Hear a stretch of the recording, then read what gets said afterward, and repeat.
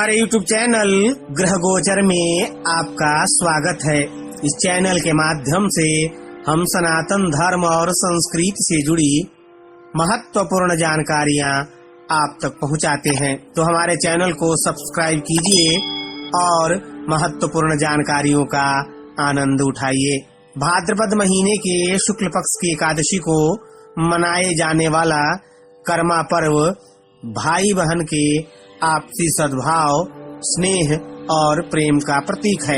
हमने कर्मा धर्मा से जुड़े वीडियो में पूजन विधि और महत्व के बारे में विस्तार से बताया था।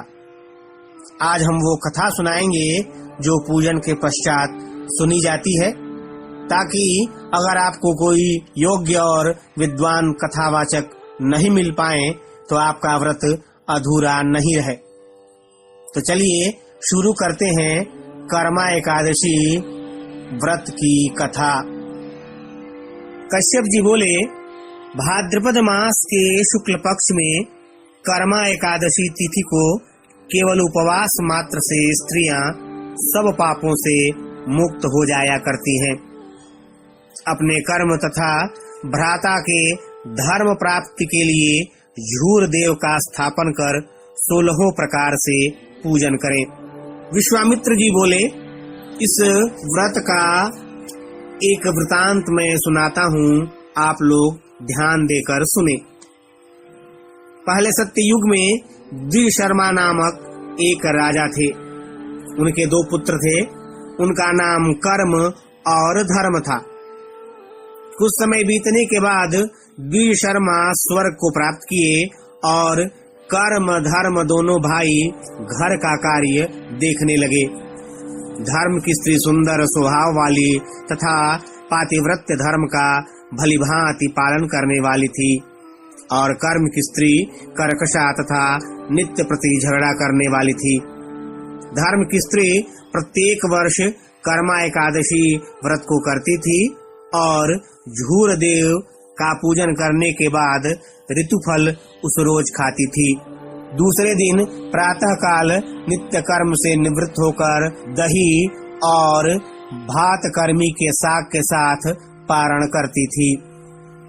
इस व्रत के प्रभाव से सभी प्रकार के विघ्न नष्ट हो जाते हैं और मृत्यु लोक में सुख को भोग कर अंत में स्वर्ग की प्राप्ति होती है। कर्म की कर्कशा स्त्री कभी भी व्रत नहीं करती थी और सर्वदा भात बनाकर माड़ यानी भात का रस खराब जगह में फेंक देती थी। इस कुकर्म से उसके कर्म गृह छोड़कर भाग गए। उसके बाद राजा भी अपने कर्म को ढूंढने के लिए जंगल को प्रस्थान कर गए। रास्ते में राजा अपने एक मित्र के यहाँ कुछ समय के लिए ठहर गए, किंतु वहाँ भी उनकी विपत्ति पहुँच गई। चोरों ने उनके मित्र का भी धन अपहरण कर लिया। राजा वहां से भी जंगल के लिए प्रस्थान कर गए। वन में राजा ने आम का वृक्ष फल फूल से संपन्न देखा तथा उस वृक्ष पर एक भी पक्षी नहीं था। उसके फलों में करोड़ों कीड़े पड़ गए थे। राजा वहां से भी आगे के लिए प्रस्थान किए। राजा अपने कर्म को ढूंढते हुए जा रहे थे कि वन में इधर उधर बछड़े के साथ दौड़ती हुई गौ को देखकर पूछा कि तुम कर्म को जानती हो? गौ ने कहा, मैं कर्म को नहीं जानती हूँ।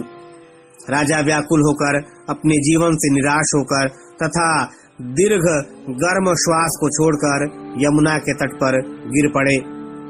तभी ऋषि के स्वरूप को बनाकर उनका कर्म बोला कि इधर आओ तथा उनका दाहिना हाथ पकड़कर यमुना में प्रवेश कर गए।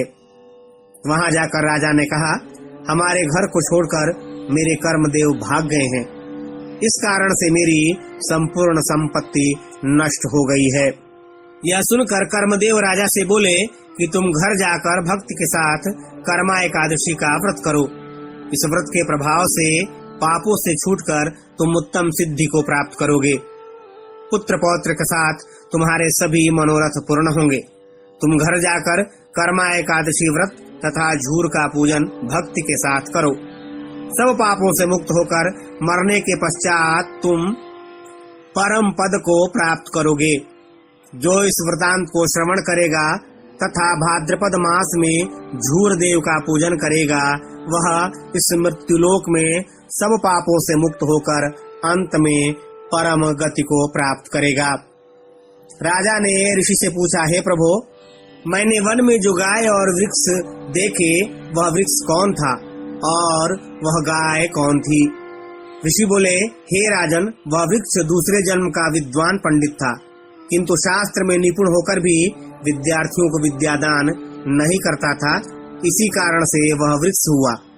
जो गौ और बछड़ा तूने देखा है, वह पृथ्वी है और उससे पहले किसानों के बीज को चुराया था, इसी कारण से उसका बछड़ा उसका दूध नहीं पीता था। यह कहकर कर्मदेव अंतर्धान हो गए। राजा ने भी घर आकर कर्मा एकादशी का व्रत करना प्रारंभ कर दिया। कर्म मृत्युलोक में सुख भोग कर अंत में परम गति को प्राप्त किए। इसलिए आप लोग भी कर्म शर्मा के समान झूर का पूजन करें और कर्म शर्मा के वृतांत का श्रवण करें। हे विप्र, यह सब व्रतों में उत्तम व्रत मैंने आपको सुनाया। इस व्रत को करने से मनुष्य सब पापों से छूट जाते हैं। ओम नमो